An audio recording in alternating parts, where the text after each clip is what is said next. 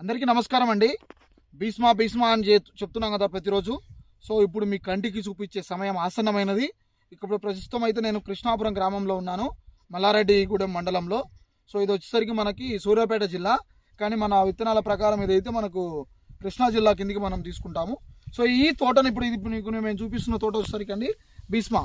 So ఈ భీష్మా అనే తోట అనేది ఎంత నాణ్యతగా ఉంది, మీకు రోజు మేము ఫోటోలు పంపుతున్నాము, వీడియోలు షేర్ చేస్తున్నాం కదా, ఇలాంటి నాణ్యత ఉందా లేదా అని మీ కంటికి చూపించే సమయం ఆసన్నమైనది.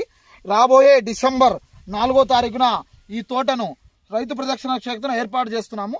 దయచేసి ప్రతి ఒక్కళ్ళు వచ్చి ఈ తోటను చూసి బాగుంటే 10 మందికి, బాగా లేకుంటే 100 మందికి చెప్పాలి. సో ఇది మేము కోరుకుంటున్నది. చూడండి పక్కన చాలా మంచి విత్తనము, పోయిన సంవత్సరం అందరూ మంచి విత్తనం అని నమ్మిన విత్తనంతో పాటు ఈ భీష్మా అయిపోయడం జరిగింది. నాకు కుడి చేతి పక్కన ఉంది, దాన్ని కూడా మీరు చూడొచ్చు, వచ్చి చూడవలసిందిగా